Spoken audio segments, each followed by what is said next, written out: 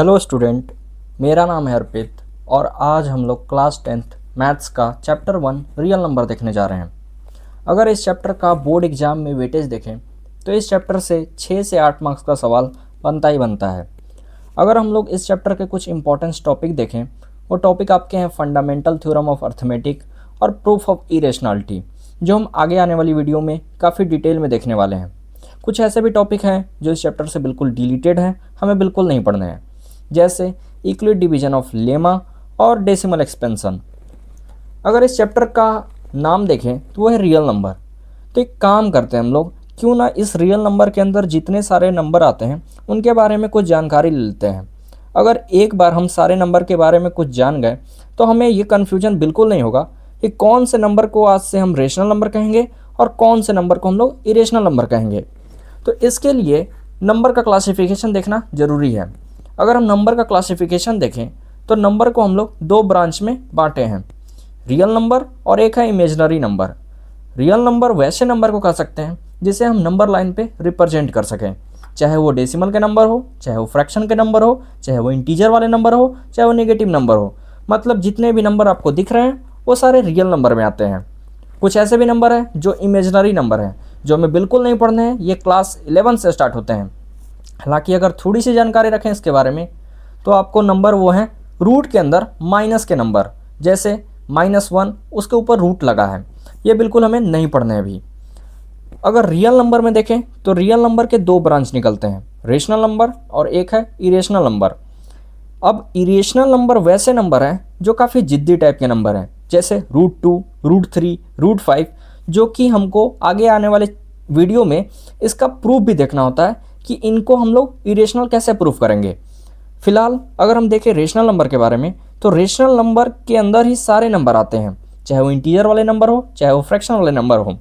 तो हम लोग बारी बारी से सारे नंबर के बारे में कुछ कुछ जानकारी ले लेते हैं। स्टार्ट करते हैं नेचुरल नंबर से, जिसे हम कैपिटल N से रिप्रेजेंट करते हैं और इसे हम काउंटिंग वाले नंबर ही बोलते हैं, जैसे 1, 2, 3, 4 और ये इनफाइनाइट तक चले जाते हैं। अगर हम देखें तो नेचुरल नंबर में एक नंबर मिसिंग है जिसे आर्यभट्ट ने लाकर पूरा कर दिया, वह है 0। जैसे हम नेचुरल नंबर में 0 को ऐड करते हैं ये नंबर पूरे हो जाते हैं, जिसे हम होल नंबर कहते हैं और इसे हम W से रिप्रेजेंट करते हैं। जैसे ही हम होल नंबर में हम निगेटिव वाले नंबर को ऐड कर देंगे ये अब इंटीजर कहलाने लगते हैं, जिसे हम Z से रिप्रेजेंट करते हैं। और बचपन से ये नंबर लाइन हम देखते आ रहे हैं। अगर हम फ्रैक्शन की बात करें तो फ्रैक्शन में न्यूमरेटर डिनोमिनेटर होता है। स्टार्ट करते हैं नेचुरल नंबर से, जिसे हम कैपिटल N से रिप्रेजेंट करते हैं और इसे हम काउंटिंग वाले नंबर ही बोलते हैं, जैसे 1, 2, 3, 4 और ये इनफाइनाइट तक चले जाते हैं। अगर हम देखें तो नेचुरल नंबर में एक नंबर मिसिंग है जिसे आर्यभट्ट ने लाकर पूरा कर दिया, वह है 0। जैसे हम नेचुरल नंबर में 0 को ऐड करते हैं ये नंबर पूरे हो जाते हैं, जिसे हम होल नंबर कहते हैं और इसे हम W से रिप्रेजेंट करते हैं। जैसे ही हम होल नंबर में हम निगेटिव वाले नंबर को ऐड कर देंगे ये अब इंटीजर कहलाने लगते हैं, जिसे हम Z से रिप्रेजेंट करते हैं। और बचपन से ये नंबर लाइन हम देखते आ रहे हैं। अगर हम फ्रैक्शन की बात करें तो फ्रैक्शन में न्यूमरेटर डिनोमिनेटर होता है और न्यूमरेटर और डिनोमिनेटर की जगह पे हमेशा एक इंटीजर ही होता है। अब हम लोग डेसिमल नंबर के बारे में देखते हैं।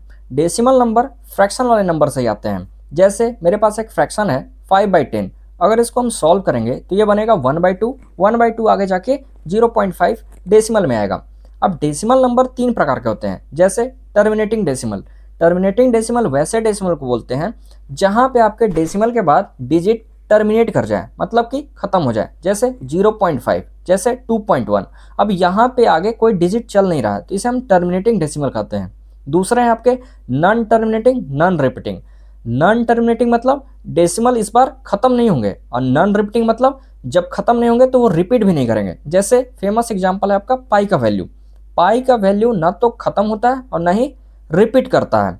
अब यहाँ पे पाई के बारे में एक इंटरेस्टिंग फैक्ट, जैसे पाई का भी बर्थडे आता है, कब आता है? 14 मार्च को आता है। ये डिजिट ही बता रहा है आपका, 14 मार्च, तीसरा मंथ मतलब कि मार्च। अब यहाँ पे तीसरे डेसिमल नंबर है वो है नॉन टर्मिनेटिंग पर रिपीटिंग। अब यहाँ पे जैसे एग्जांपल देखें 10/6, अब इसका वैल्यू 1.666, अब ये रिपीट करते जाता है पर ये ख़त्म नहीं होता है। अब यहाँ पे कुछ इंटरेस्टिंग बात बता दें, जैसे कि जो भी आपके डेसिमल टर्मिनेटिंग होते हैं वो रेशनल नंबर होते हैं, और जो भी जो भी डेसिमल नॉन टर्मिनेटिंग होते हैं पर रिपीटिंग होते हैं उसे भी हम रेशनल में ही रखते हैं, पर इरेशनल सिर्फ नॉन टर्मिनेटिंग नॉन रिपीटिंग वाले होते हैं। अब आगे देखें तो है कंपोजिट नंबर। कंपोजिट नंबर जानने से पहले हमें समझना पड़ेगा फैक्टर के बारे में। तो आइए हम लोग देखते हैं फैक्टर के बारे में। अब फैक्टर के बारे में समझना है तो जैसे हम नंबर लेते हैं 20। अब हमें सोचना है कि ये 20 को कौन कौन नंबर पूरी तरीके से डिवाइड कर देगा। जैसे 1, जैसे 20 से पूरी तरीके से डिवाइड हो जाएगा। अगर 1 के बाद देखें हम तो वो नंबर है 2। अब 2 से ये 10 बार में डिवाइड हो जाएगा, इसका मतलब ये 10 से भी डिवाइड होगा। अब आगे देखें तो 3 से डिवाइड नहीं होगा। उसके बाद नंबर है 4, तो 4 से ये डिवाइड होगा 5 बार में, इसका मतलब ये 5 से भी डिवाइड होगा 4 बार में, मतलब हमको 5 भी ले लेना है। अब यहाँ पे जो जो नंबर आए जो इसे पूरी तरीके से डिवाइड कर देंगे वो इसके फैक्टर कहलाते हैं। मतलब 20 के फैक्टर हो गए 1, 2, 4, 5, 10, 20। अब कंपोजिट नंबर हम वैसे नंबर को बोलते हैं जिसके 2 से ज़्यादा फैक्टर हों। अब यहाँ पे 20 के 2 से ज़्यादा फैक्टर दिख रहे हैं हमें, तो ये मेरा कंपोजिट नंबर हो गया। अब कुछ और एग्जांपल लेके चलते हैं, जैसे 4। अब 4 को देखें तो ये 1 से डिवाइड होगा, अब 4 के टेबल में आता है तो 4 से डिवाइड होगा ही होगा। उसके बाद देखें तो ये 2 से डिवाइड हो जाएगा, कितने बार में? 2 बार में। तो हम 2 को बार बार लिखेंगे नहीं, तो यहाँ पे हमें पता चला कि इसके 3 फैक्टर हो गए, तो बिल्कुल 4 मेरा एक कंपोजिट नंबर है। और सबसे पहला इवन कंपोजिट नंबर 4 ही है। अगर आगे देखें और एग्जांपल, जैसे 10। अब 10 मेरा 1 से डिवाइड होगा और 10 से डिवाइड होगा। उसके बाद 1 के बाद ये 2 से डिवाइड होगा, कितने बार में? 5 बार में, तो ये 5 से डिवाइड होगा। अब इसके देखें तो इसके 4 फैक्टर हो गए, मतलब बिल्कुल ये कंपोजिट नंबर हो चुका है। अब हम लोग फैक्टर के बारे में समझ चुके हैं, तो हमें कंपोजिट नंबर समझने में कोई दिक्कत नहीं होगा। जैसे कंपोजिट नंबर वैसे नंबर को कहते हैं जिसके 2 से अधिक फैक्टर होते हैं, जैसे 20, 4, 10। अब ये सब जितने भी नंबर हैं जिसके 2 से अधिक ज़्यादा फैक्टर हो जाएंगे वो मेरे कंपोजिट नंबर कहलाएंगे। अब प्राइम नंबर क्या है? तो प्राइम नंबर वैसे नंबर को कहते हैं जिसके सिर्फ 2 ही फैक्टर हो, एक 1 और एक वो खुद नंबर, जैसे 2, 3, 5, 7। ये जितने भी नंबर हैं ये या तो खुद से कटते हैं या सिर्फ 1 से कटते हैं। अब सबसे छोटा और इवन में प्राइम नंबर है वो सिर्फ 2 है, मतलब अगर पूरे प्राइम नंबर में देखें तो इवन प्राइम नंबर सिर्फ एक आता है, वो है 2। अब आगे देखें हम तो आगे हमें सिर्फ 2 नंबर के बारे में समझना है, को प्राइम नंबर और ट्विन प्राइम नंबर। अब देखते हैं को प्राइम नंबर हम किसे कहेंगे। जैसे अगर हम कोई 2 नंबर लें 3 और 5, अब इन दोनों नंबर को हम डिवाइड करके देखते हैं। तो अगर हम दोनों नंबर को डिवाइड करेंगे तो ये दोनों नंबर अब सिर्फ 1 से ही कटेंगे और किसी से कट नहीं सकते हैं। तब ऐसे सिंपल फ्रैक्शन को हम कहते हैं कि ये मेरे को प्राइम नंबर हो गए दोनों। और एग्जांपल देखते हैं, जैसे 11, 13। अब यहाँ पे देखें तो ये दोनों नंबर सिर्फ 1 से डिवाइड हो सकते हैं और किसी से नहीं। और नंबर देखें तो 10 और 3। अब यहाँ पे देखें तो ये दोनों नंबर सिर्फ 1 से डिवाइड हो सकते हैं और किसी से नहीं। तो ये सारे नंबर अब को प्राइम नंबर कहलाएंगे। जैसे 3 और 5 मेरे को प्राइम नंबर हो गए, 11, 13 मेरे को प्राइम नंबर हो गए और 10, 3 मेरे को प्राइम नंबर हो गए। को प्राइम नंबर की एक और पहचान होती है, वो है कि इनका एचसीएफ हमेशा 1 के बराबर आता है। कैसे? जैसे हम एग्जांपल लेके चलें, 3 और 5 ये दोनों नंबर मेरे को प्राइम नंबर हैं। अब एचसीएफ 1 आना मतलब ये कि एचसीएफ मतलब होता है हाईएस्ट कॉमन फैक्टर। जैसे अगर हम 3 का फैक्टर लिखें तो 3 का फैक्टर 1 होगा और 3 होगा, क्योंकि 3 एक प्राइम नंबर है।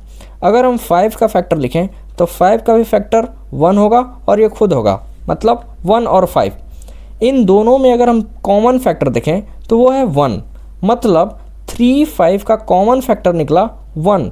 तो हाईएस्ट कॉमन फैक्टर कौन सा होगा? इसमें कुछ हाईएस्ट खोजने लायक है ही नहीं, सिर्फ 1 है ही। तो यहाँ पे हाईएस्ट कॉमन फैक्टर 1 ही हो जाएगा। इसलिए हम कहते हैं कोई भी 2 को प्राइम नंबर का एचसीएफ जो है वो है 1।